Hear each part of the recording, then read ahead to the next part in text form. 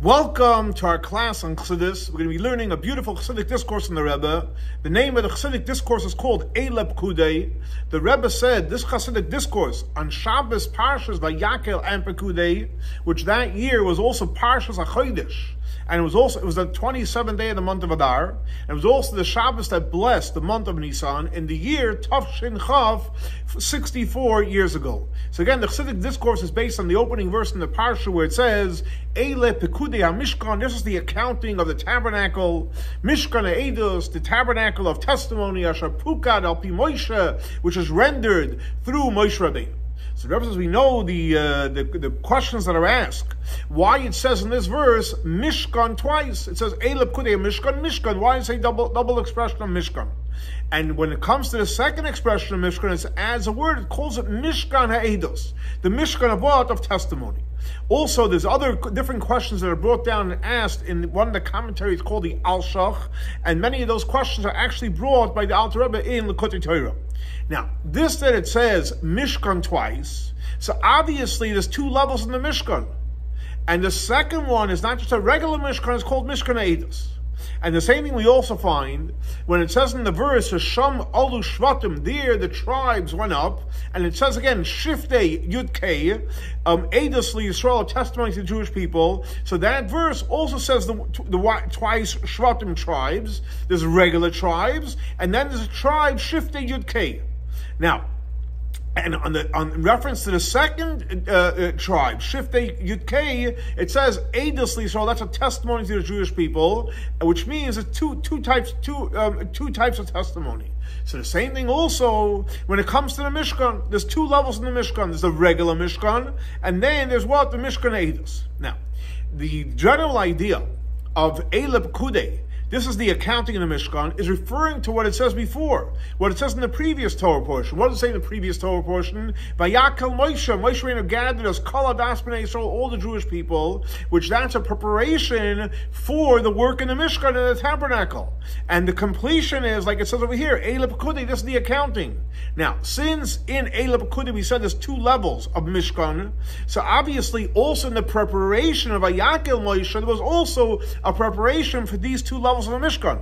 And it was not only for the regular Mishkan, but also for the Mishkan HaEdos.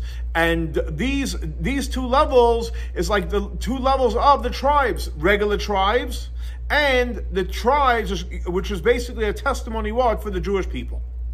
Now, so what does this mean? So the Rebbe says we're going to understand this based first on understanding what is a shevet, what's a tribe. So what does it mean, shevet, a tribe? So everything comes from the expression kuchva the Shabbat. What does that mean? That the light of the star, that it comes down and it goes outside the star, it gives off light outside. In other words, just like you have a tree, and then you have a branch of the tree that comes from the tree outside. So it comes from its source, but it sticks out over the tree. It comes out from the tree. So what do we see from it? Two things.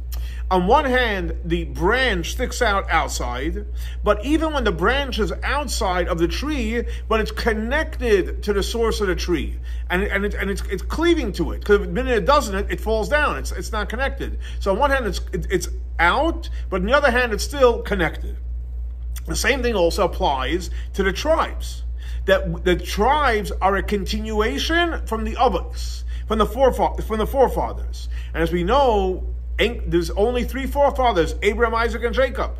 And the tribes, they're a continuation from the Avos, Rabbi Yitzchok Minkowicz.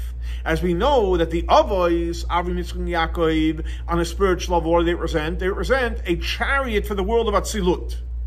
And the Shvatim, which are that are drawn out from the Avos, knows they're drawn out from the Avos that were a chariot for Atzilus.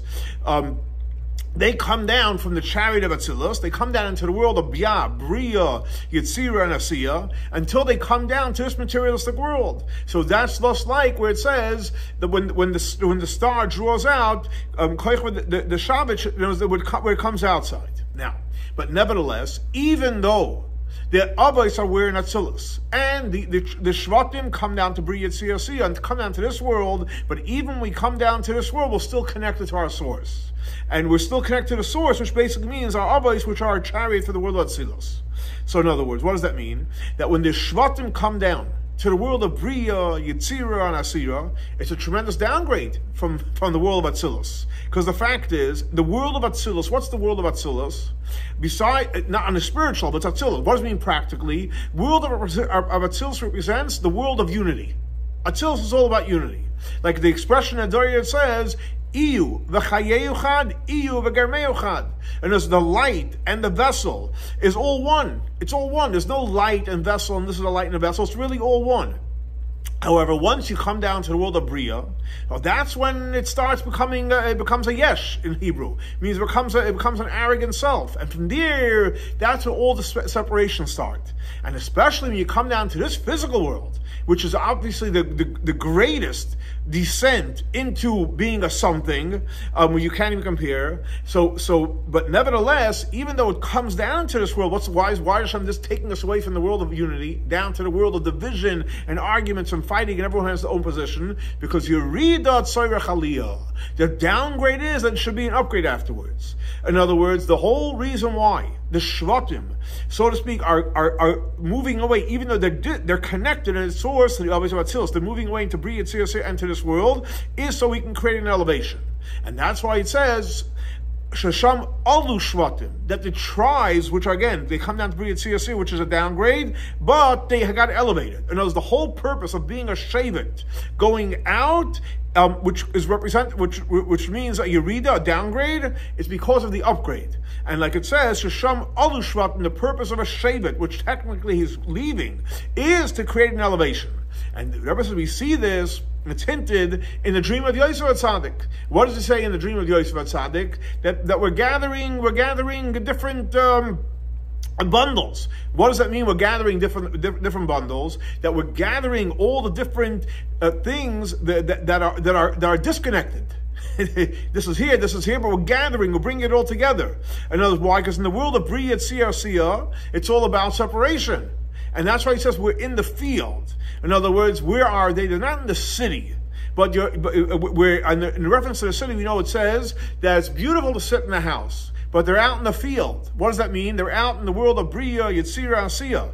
And what's the whole work is? To go out, to gather, and to create the whole idea of unity. And that's the whole goal, is to elevate from Bria, Yetzirah, Asiyah back to the world of Atzilus. And the Rebbe says this is basically our work in this world, which is called in Hebrew Avodas HaBirurim. Our work to transform all the differences and create it into the unity. And that's why our soul came down to this world. And our soul came down to this world to transform and to pick up and to collect all the sparks. And that's one of the reasons why we eat. And that's one of the reasons why we're involved in materialism. In other words, because we know the verse that it says, "Benafshoy yavi lachmoy." With his soul, he brings his bread. What does that mean? In a negative way, unfortunately. You put your whole soul into physical bread. Your whole passion, your whole excitement, your whole energy is into materialistic bread. Not the way it should be, to transform and elevate the holy sparks that are in there. The way it should be. And that's actually eating for the right reasons. In other words, when a person sits down to eat, for the right reasons to eat is because there's holy sparks in there, and our goal is to elevate those holy sparks. We make a blessing, we have the proper meditation, and then we elevate the sparks. That's holy eating. But if your whole purpose of eating is because it tastes good, and it looks good, and it smells good, that's called benafsha yavi lachmai. You're putting your whole soul into the bread. Like the Rebbe brings a powerful teaching from the Baal Shem Tov, which is actually based on the writings of the Arizal, based on the verse that says, "Ki lo yal alechem levadi yichya adam," that not on the bread alone does man live. What do we live off? Ki al moitze pi Hashem, the word of Hashem we live. In other words, what does the Baal Shem Tov translate the verse? That the purpose of eating is not for the physical bread itself, but the reason why we eat is for the word of Hashem that's in the bread. But unfortunately, that a person puts his whole soul and energy for the physical bread. But the true spiritual work is the way it's supposed to be, that we're involved in materialism, is to elevate the holy sparks that are in them and to elevate them back to its source. And that's the whole reason why the soul comes down into this world of Bria, Yetzira, and Asiya, up to this physical world, so that even the things which are totally scattered and separated all over the place is to bring it back and to create the powerful unity. So based on this, Rebbe explains, that's why it says in the prophets, King Solomon gathered the elders of the Jewish people, the heads of the tribes, and all the Jewish people, like 3 different categories. The elders, the heads of the tribe, and all the Jewish people. In other words, what was the point of King Solomon gathering all the 3 different types? He gathered them to create unity. In other words, so this, and everybody says this, what Solomon did, it means there's 3 different types and create the unity. That's the first transformation. And that's called, in Kabbalah, it's called Milmata Lamaila. You take things which are mata, you take things which are physical, and things which are separate, and has its own space, etc., and you elevate it to a higher level, which basically means you're transforming it from the world of Bria, Yetzira, and Asiya, which is represented by the idea of physicality and materialism, to the place of Atzilus, which is the place of unity. Now, so since it's the first level, which means Milmata Lamaila, so where do you have to work? You have to work in the world of separation. And you don't have, in Hebrew it's called Bittul Hayesh. You don't have the level of acceptance. You don't have the level of recognizing that Hashem is running the show. So therefore, what do you have to work with? You have to work with divisions. And there's real divisions. So therefore, he had to call first the elders. And then he had to call the heads of the tribes. And then he had to call all the Jewish people. So that's the first level of transformation, dealing with all the different divisions and unifying all the divisions, which basically means on a spiritual level, unifying from the world of Bria, Tzir, and Asiya to the world of Atzilus. That's the first level. Then you have the second transformation, to elevate, once you're in Atzilus, even higher than Atzilus. On the level that is called in Kabbalah, Stima the Kol Stimin. In other words, the concealment of all the concealments. Or like the other expression that brings from the prophets, Yashes Choshech Sisroi, where Hashem's veil is the darkness, that the darkness itself is light. And that's already a level which is beyond division. It's beyond separation. And that, based on this, Rebbe says, based on these 2 ideas of where you have multiplicity, you create unity, and then from unity you go even higher. That's the 2 levels where it says that the tribes are a testimony for the Jewish people. In other words, the first level is unity. You take from different, you unify. The second level, where from unity you're going to the next level, it's called an edus, a witness. Why? Where do you have to say testimony? Something that's not revealed. Something you have in front of you. You don't have to testify what it is. It's there. But something that's not there, which really it's there. You just don't see it. So you need to testify for it. And also something that's going to be real, you don't have to testify. But something that's concealed, that's what you need a testimony. So in other words, when you go to the level from Atzilus to the level of Stima the Kol Stimin, and you go to the level of Yosef Christ Ritzroi, that's why you need Eidos, and that's the higher level why it's called Eidos Yisrael. Now, what does that mean? So Rebbe explains as follows. Generally speaking, in all the levels of, I'll say it in Hebrew, I'll translate, of Ishtalshus, where things flow from one world to the next, there's 3 levels. One is Akudim, and the next is Nekudim, and the third is Berudim. 3 terms which we don't really have discussed much, but we're going to discuss now. We're going to discuss it now. So again, there's 3 terms: Akudim, Nekudim, and Brudim. What is the difference? It sounds Chinese, but we're going to explain the difference. Let's start with the last one, Brudim. What is Brudim? Brudim is referring to the 10 Sfiros, the way they're all divided in its own space.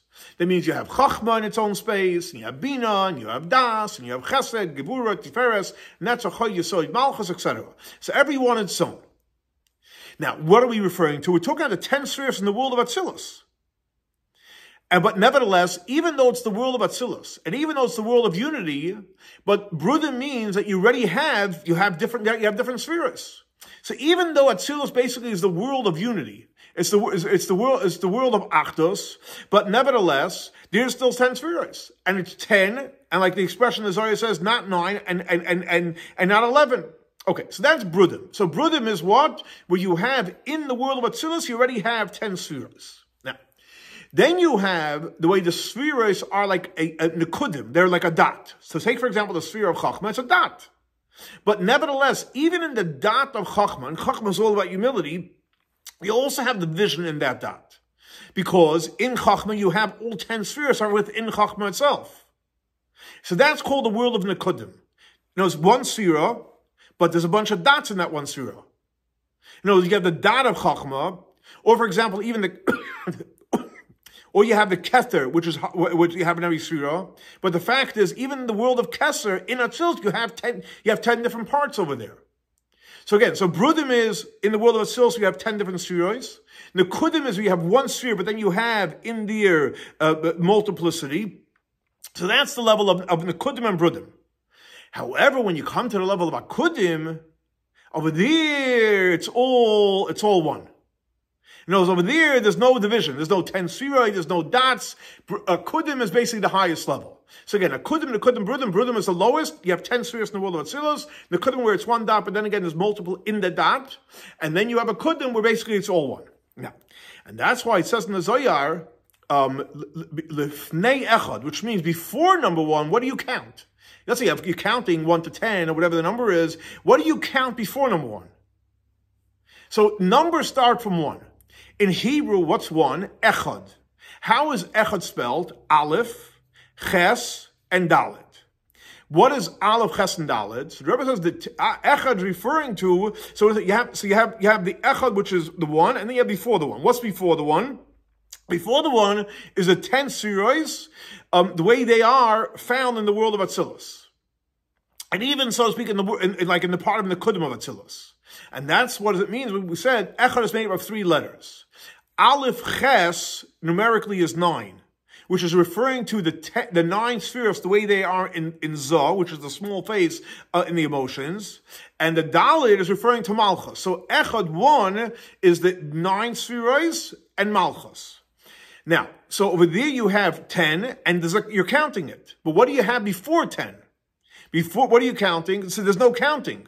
And that's already a kudim and even higher. So again, to recap. So Echad what? Echad is referring to the 10 spheroids. You have Aleph and Ches is 9, which is the emotional sphere, so it's connected to Dal, which is Malchus. And what do you have before 1? You have the idea of a kudim. And that's why it says, Vayakal Moshe Rabbeinu gathered. So that's already the second transformation. Shlomo was the first one from the world of Biyah in creating the Achdus, but Moshe Rabbeinu is already a whole different level of a transformation. Moshe Rabbeinu's job is to elevate and gather the sparks of a Kudim, where it's over there, it's totally one, which is above the vision. And that's why it says by Yakel Moshe Rabbeinu gathered as Kaladas B'nai Yisrael. In other words, what do you mean? He gathered them all. It doesn't say the elders and the heads and everyone. He gathered them all. It's all one. They're all one. There's no division. By Moshe Rabbeinu, it's all one. In other words, not like the way Shlomo HaMelech, when he gathered the people. So he said there was the elders and there was the heads. Moshe Rabbeinu, it's all one. There's no heads, elders. By Moshe Rabbeinu, it's all one. Why is that? Because Shlomo HaMelech, that was the first transformation. So he went from Bia, Bri, Etzir, Asir, which means you had the divisions, to the level of Atzilus. And in Atzilus, you do have the division of the 10 spheres. But however, when it came to Moshe Rabbeinu, it's really the second transformation, and it takes you from above Atzilus to higher than any division and any counting. Now, wow. So Moshe Rabbeinu is like taking from the highest to even higher. Now, the question is, where does Moshe Rabbeinu have the power to do this? How does Moshe Rabbeinu have the power to go to affect even in higher Atzilus? Why is that? Because in reference to Moshe Rabbeinu, it says when he was born, it says, Ki min hamayim mishisihu. He was drawn out to the water. In other words, Moshe Rabbeinu's soul is coming from a level which is higher than Ishtalshus, from a level which is higher than the flow. And therefore, he was able to affect the gathering in the level of Akudim, which we said it's really all one. And even to a higher level, like we mentioned before, Yoshes, Choshes, Sisroi. And that's why, when in reference to Moshe Rabbeinu, it says Moshe Rabbeinu came to the Arafel where God was. In other words, what's Arafel mean? It's a dark place. What does dark mean? It's not a place of revelation. It's not a place of light. What does that mean? It's a deeper place of light. It's Yashas Chayshas Israel. And in there, God is there. In other words, what does that mean? In reference to that level, it's considered like Elokim, which means obviously it's in the most highest, most powerful level. And that's why the preparation for Moshe Rabbeinu, when he gathered the Jewish people, it wasn't only a preparation for the regular Mishkan, but he actually was able to gather the Jewish people for the Mishkan of Eidos, because Moshe Rabbeinu was doing the transformation, the second level of transformation. And therefore he prepared the Jewish people not only for the Mishkan, but also for the Mishkan of Eidos. Like we said, the testimony is for something which is concealed to reach us, to take us to the level of Stima, the Kol Stimin. Now, this is all about the elevation. In other words, like it says that the Alu Shvatim, the goal is to be in this world and to create the elevation, and also shift a ka Eidos Yisrael, which means there's two types of gatherings. There's the gathering of Shloim HaMelech, which is the lower gathering from Bia to Atzilus. Then there's the gathering of Moshe Rabbeinu from Atzilus to even higher than Atzilus. But that's all Milmata L'mayla, going from low to higher. And when it comes to even to the elevation, there's also two levels. In other words, like it says in the Zohar, and I'll quote it, "Gavno de inem yisyachtin leila, uvhachi im yisyachtas latata." Just like it's unified on a higher level, that's the same way it gets unified on a lower level. In other words, what does that mean? The first transformation, you have the first transformation, and then you have the second transformation from a low to a high. And when you create these two elevations, which basically is going from Biyah to Atzilus, and then from Atzilus even higher, so then what happens is we draw down back from on high down below on two levels. And that's why it says, Bayakel is about elevating. And Pekudei is drawing it back in, Mishkan Stam, the first level, and then Mishkan Eidos is even a higher level, a deeper level. Now, in reference to the deeper level of drawing down of Mishkan Eidos, which is the second one, and specifically in that one it says that was counted through Moshe Rabbeinu. On the second level. In other words, where did we have the power to create the higher level of drawing down the oneness? That comes from Moshe Rabbeinu. And why is that? Because Moshe Rabbeinu comes from the first Shemitah, and therefore he was able to effect a preparation for the ultimate Mishkan Eidos, which is the higher and the more powerful level. And that's why it says afterwards, Avodas Halavim, the work of the Levites. Seemingly, one second, in order to establish the Mishkan, you don't need the Levites then. When the Levites start working? After you build the Mishkan. And they served in the Mishkan. And the same thing also, when they carried the Mishkan, we went from one place to the next. But to establish and erect the Mishkan, it wasn't done through the Levites. So what was the purpose of the Levites there? And the Rebbe explains, is what's the whole purpose of the Mishkan? The whole purpose of the Mishkan is to create unity in a place of the opposite of unity. In other words, you have multiplicity. Mishkan is to create the unity. What does that mean? That even in the world of Bria, Yetzirah, and Asiya, which is basically the world of separation, over there, you shouldn't only have drawing in Atzilus, which is the first level, but you should even bring down Akudim into this world. The goal is to bring in unity into this world. And higher than that, that this all happens through the going ahead and transforming. So who does the work of creating the unity? That's the Levites. Why? Because the Levites come from the word of Levyasan Zeh Yitzhak L'Sachik Boy, that Hashem created the Leviathan, so to speak, to play with it. What does that mean? That since HaKadosh Baruch Hu destroyed the temple, we know you're not allowed to have laughter. Let's say, for example, we break something at a wedding, or why? Because you don't have complete laughter until we have the Beis Mikdash. When are we going to have complete laughter, complete joy? Only when Mashiach comes. Then in the future, it's going to be Yimalei Schag Pinu. However, by bringing the Levites, what do the Levites do?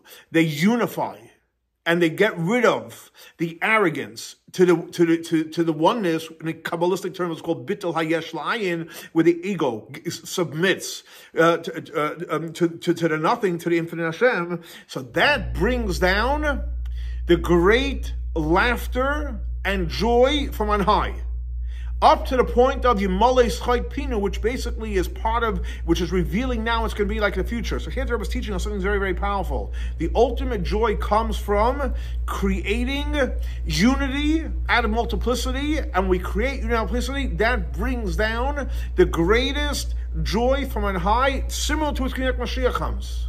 And this is basically the whole work of the Mishkan. And where Hashem says in the Torah, "Asli Migdash," make to me a sanctuary. I'm going to dwell in there. In other words, when we do our spiritual work of making a Mishkan, a dwelling place for Hashem, and a Migdash, which basically, what does it mean again? Gathering all the differences. And you have the first level of gathering, and you have which is basically connected to Shlomo Melech. The second of Moshe Rabbeinu, which is the ultimate unity. Through that, we draw in V'shachanti b'seichem, Hashem dwells within us, which means practically we draw in the tainug, the deep, great, infinite pleasure and the revelation of what's going to be like in the future when Mashiach comes. So obviously we have another powerful Hasidic discourse with a very, very powerful lesson about unity and the power that unity brings. Unity brings down literally the joy and the pleasure what's going to be like when Mashiach comes. We have the power to bring it now into our lives.